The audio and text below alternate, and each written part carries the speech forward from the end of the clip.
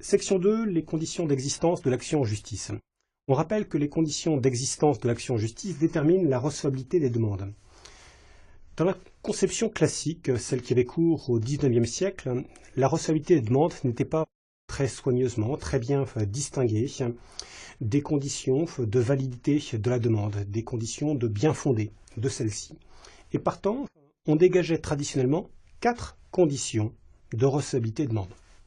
Le droit, la qualité, l'intérêt à agir en justice et la capacité.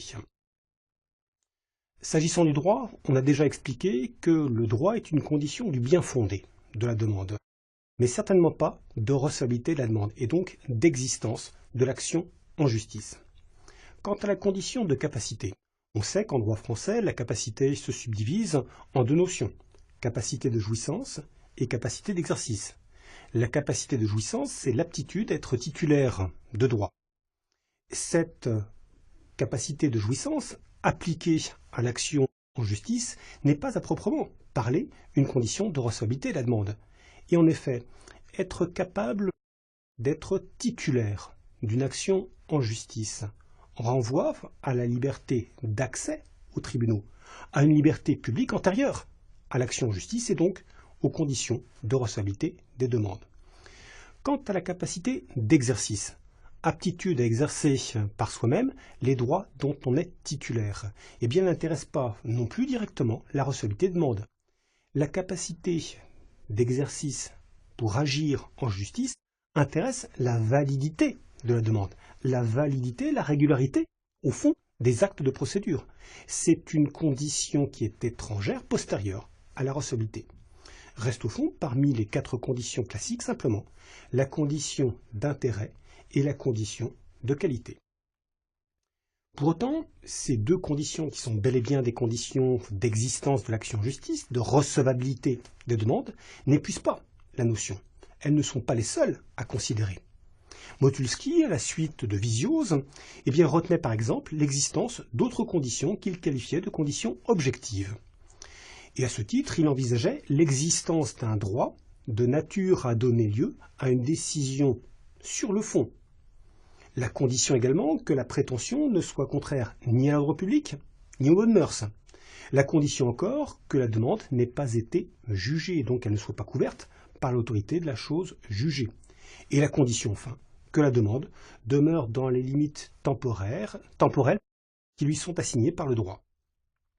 Il reste que ces 3 premières conditions objectives, celles que l'on a signalées en premier lieu, ne sont au fond que des conditions qui participent de l'exigence générique de l'intérêt à agir en justice. Quant à la dernière condition objective citée, elle commande effectivement la recevabilité de la demande présentée au juge, et à ce titre, elle sera effectivement envisagée à la suite de l'intérêt et de la qualité. Mais pour autant, elle en diffère, en ce que c'est plutôt une condition de survivance que d'existence de l'action en justice. Il ne faut pas que l'action soit éteinte, par prescription ou forclusion. Ceci étant dit, commençons, paragraphe 1er, par envisager l'intérêt à agir en justice. L'intérêt à agir en justice, c'est une condition primordiale de l'action en justice. C'est une condition qui est absolument générale, systématique. Toute action en justice repose nécessairement sur un intérêt. Effectivement, il ne serait pas admissible que le juge puisse être contraint de se prononcer, puisse être contraint de statuer sur une prétention qui ne présenterait aucun intérêt pour celui qui l'aurait émise. Et c'est pourquoi cette condition d'intérêt, c'est une condition de tous les temps. Pas d'intérêt, pas d'action, dit-on dans un raccourci traditionnel, ou bien encore, l'intérêt est la mesure de toute action. Aussi bien, cette condition d'intérêt à agir en justice est énoncée très clairement à l'article 31 du Code de procédure civile et rappelée au titre des sanctions à l'article 122 de celui-ci.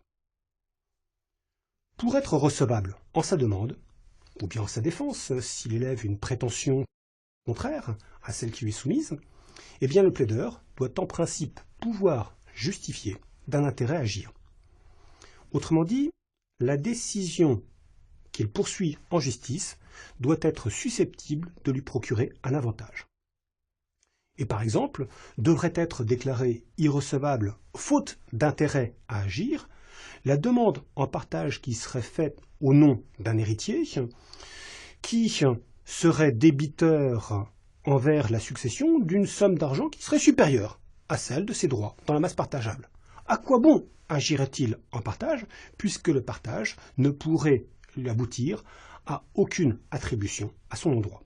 Et c'est ce que la Cour de cassation a justement décidé dans un arrêt de sa première chambre civile du 14 décembre 1983.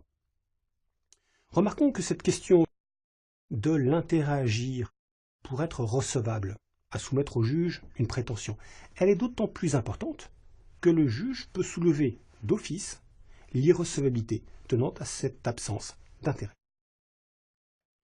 Quoi qu'il en soit, cet avantage qui constitue l'intérêt à agir, qui se rapporte au fond de la prétention, eh bien, peut être évidemment indifféremment matériel ou moral. C'est qu'en effet, à la différence de la procédure romaine ou moins classique, la procédure des actions-lois, eh bien chez nous, l'action n'existe pas simplement par ouverture légale. Il existe autant d'actions que de prétentions. Les actions existent en droit français en nombre indéfini. Quoi qu'il en soit, il ne suffit pas, bien évidemment, de n'importe quel intérêt pour pouvoir agir en justice, pour pouvoir être reçu en ces demandes. Il faut que cet intérêt présente certains caractères obligatoires. Et ces caractères, on peut les regrouper en 3 catégories. D'abord, il faut que l'intérêt soit personnel. Ensuite, il convient que l'intérêt soit né et actuel. Autrement dit, qu'il soit également certain. Enfin, il faut que l'intérêt soit légitime et partant juridique. Grand A, l'existence d'un intérêt personnel. Le premier caractère exigé de l'intérêt est en effet son caractère personnel. Et l'exigence se comprend tout naturellement dans un contentieux subjectif. L'action tend alors à la défense d'une prérogative individuelle qui appartient exclusivement au titulaire du droit d'action, ou bien à son représentant. Et par conséquent, seul celui-ci doit pouvoir l'exercer. Nul ne peut être admis à défendre de son propre mouvement l'intérêt d'autrui en justice. Et si l'intérêt n'est pas un intérêt purement individuel, si on déborde d'un contentieux subjectif pour glisser vers un contentieux objectif, si l'intérêt qu'il s'agit de défendre est un intérêt collectif, autrement dit, eh bien c'est le ministère public, organe de l'État institué à cet effet, institué pour défendre en justice cet intérêt collectif, qui doit agir, certainement pas un particulier. On retrouvera ces idées lorsqu'on étudiera plus précisément l'autre condition de recevabilité qu'est la qualité. Ceci étant dit, l'intérêt doit présenter une autre série de caractères. L'intérêt doit encore, grand B, être né et actuel. L'intérêt qui fonde l'action justice doit donc être né et actuel. Et quand on dit né et actuel, on veut dire qu'il doit exister au jour de l'introduction de la demande en justice. Partant, un intérêt qui à cette date, au jour de l'introduction de la demande, aurait d'ores et déjà disparu, eh bien ne laisserait pas subsister l'action.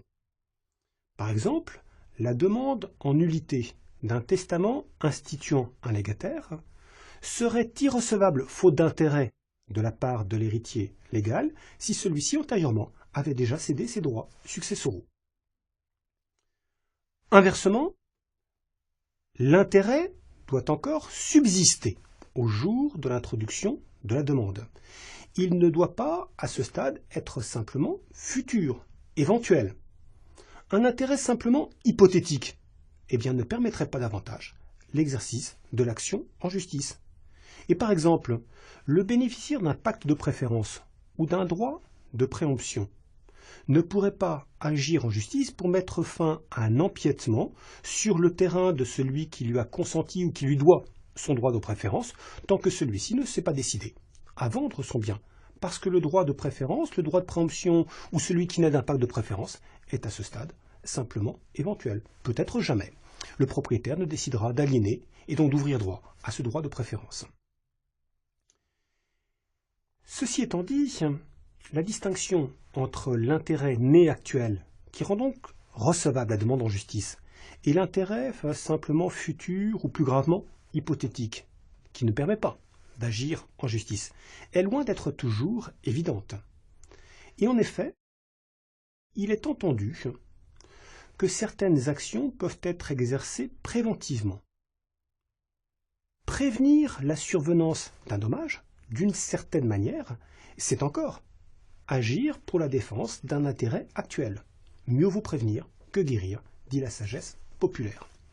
Et c'est pourquoi le droit français a toujours reconnu efficacité, droit de cité à certaines actions préventives.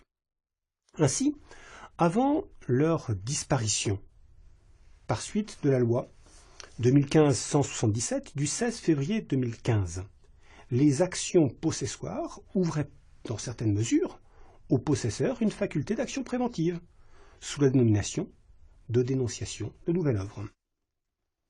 Aujourd'hui encore, le recours à la procédure de référé, qui permet, devant le tribunal de grande instance par exemple, en vertu de l'article 809 du Code de procédure civile, de solliciter de la juridiction présidentielle des mesures conservatoires pour prévenir un dommage imminent, eh bien participe de cette prévention. Ce sont, d'une certaine manière, des actions préventives qui ont ainsi carrière en vertu du Code de procédure civile.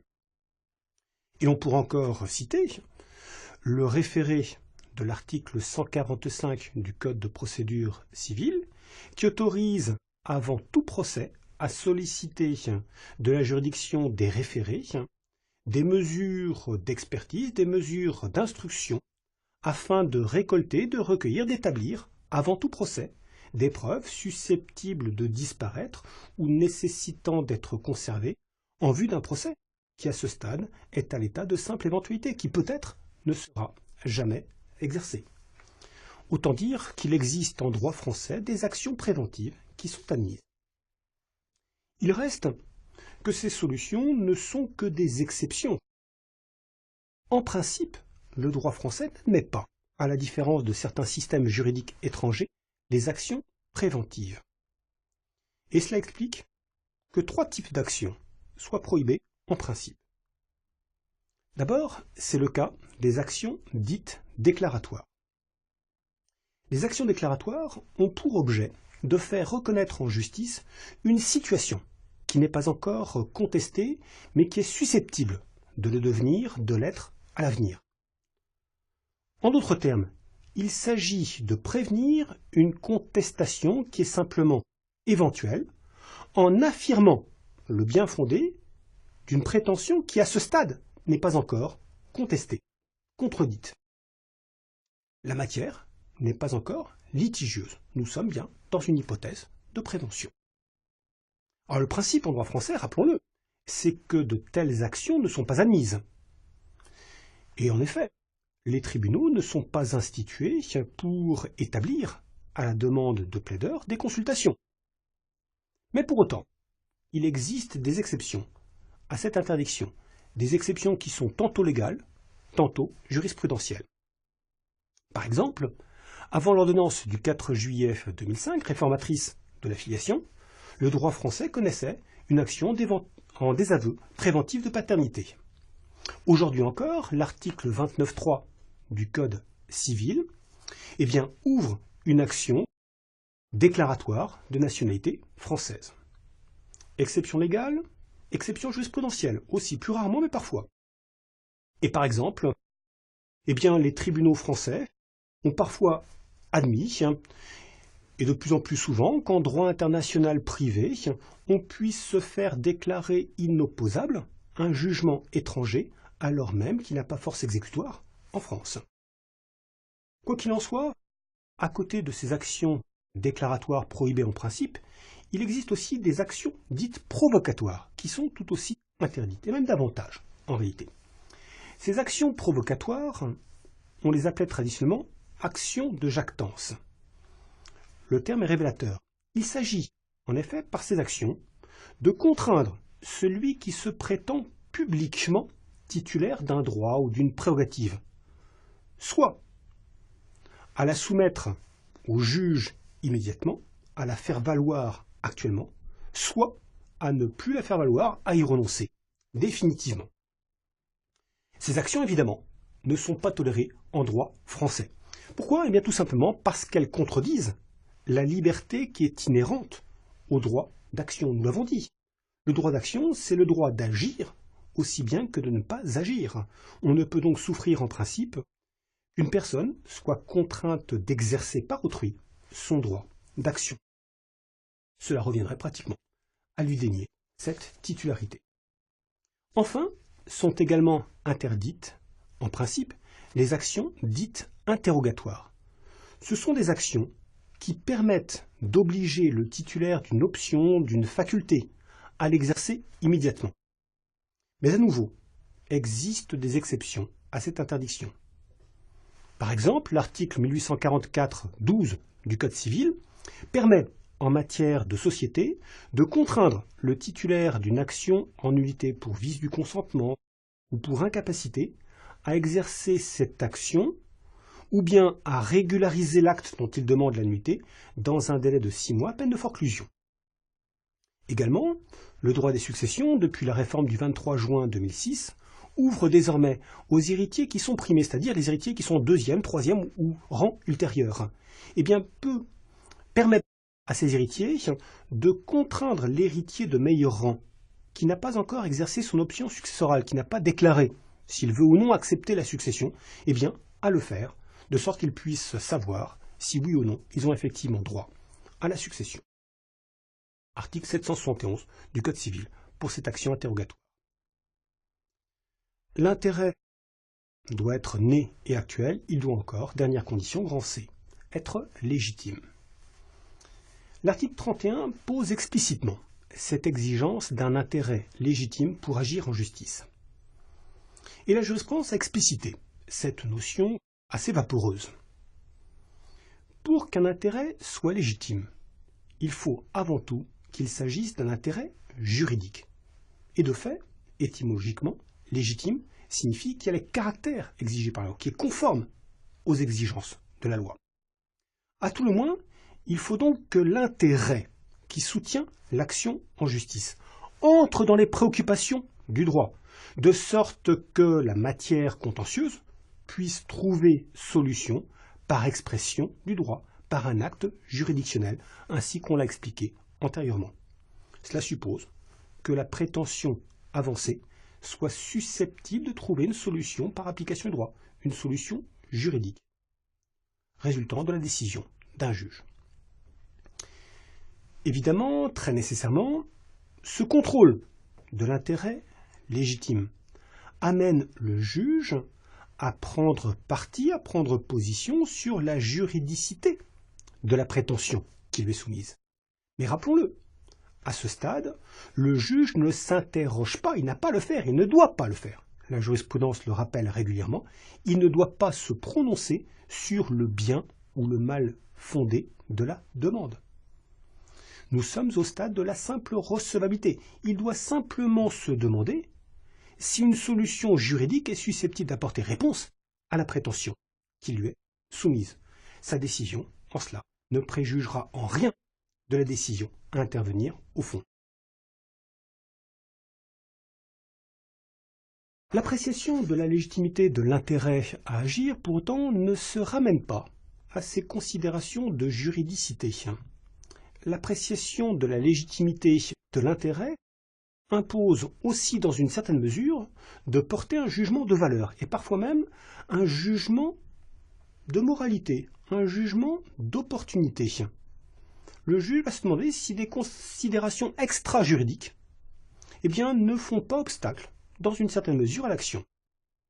Ainsi, pour prendre un exemple bien connu du droit de la responsabilité civile, avant l'arrêt de la Cour de cassation rendu en chambre mixte le 27 février 1970, la concubine était irrecevable à demander en justice la réparation du préjudice moral qu'elle avait pu subir ou qu'elle prétendait avoir subi du fait du décès accidentel fautif de son concubin.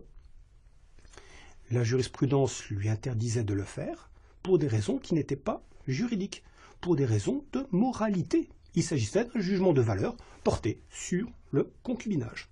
Nous étions en situation, en présence d'une hypothèse où la légitimité de l'intérêt basculait du droit vers un autre ordre normatif.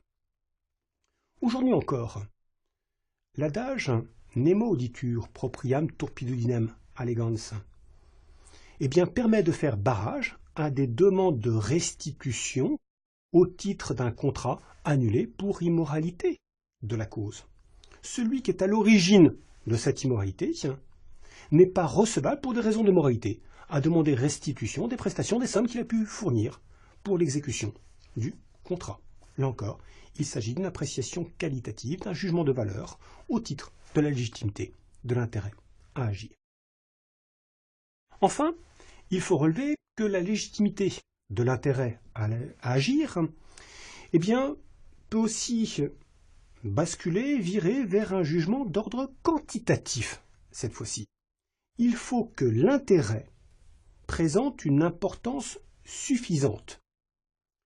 À défaut, cet intérêt n'est pas sérieux. À défaut, cet intérêt est dérisoire. Et il ne mérite pas d'être examiné par le juge. Il ne serait pas supportable, en effet, que le juge puisse être tenu de rendre décision sur des broutilles, sur des vétilles. De minimis non curat praetor. Le juge n'a pas à se soucier des causes qui sont trop mineures, trop insuffisantes quantitativement. Il reste que cette règle, cette condition, doit être appréciée avec une extrême circonspection, parce que des intérêts quantitativement infimes peuvent dissimuler des causes d'une importance juridique, politique, extraordinaire. Sans compter d'ailleurs que des intérêts qui individuellement sont très faibles peuvent devenir quantitativement importants lorsque les intérêts individuels sont réunis, sont regroupés. Et de là, l'introduction, on le verra tout à l'heure, dans le droit français, d'une action de groupe sous l'inspiration des class actions du droit anglo-saxon. Il reste que parfois, on découvre en jurisprudence des applications de cette dernière compréhension de la légitimité, de l'intérêt à agir. Par exemple, un juge pourrait parfaitement déclarer irrecevable une demande en réparation d'un préjudice moral, d'un préjudice matériel, voire d'un préjudice physique, si ce préjudice était tout à fait infime, négligeable. En revanche, la jurisprudence décide de manière constante et régulière que le propriétaire d'un terrain sur lequel le voisin a construit en empiètement peut demander la démolition de la construction qui empiète son fond, quelle que soit l'importance de cet empiètement, ne serait-ce que pour obtenir la démolition d'une construction qui ne dépasse que de quelques centimètres sur sa propriété. Enfin, peut-être davantage en prospective, la légitimité de l'intérêt pourrait encore sortir d'autres conséquences. Et par exemple, certaines applications que d'aucuns voudraient relier à un prétendu principe directeur de loyauté pourraient trouver refuge dans cette condition de légitimité de l'intérêt à agir. La jurisprudence dont on reparlera, qui sanctionne au stade de la recevabilité un principe faisant interdiction au plaideur de se contredire au détriment d'autrui, cette jurisprudence pourrait également trouver sa consécration dans l'exigence figurant l'article 31 du Code de procédure civile de la légitimité de l'intérêt pour agir.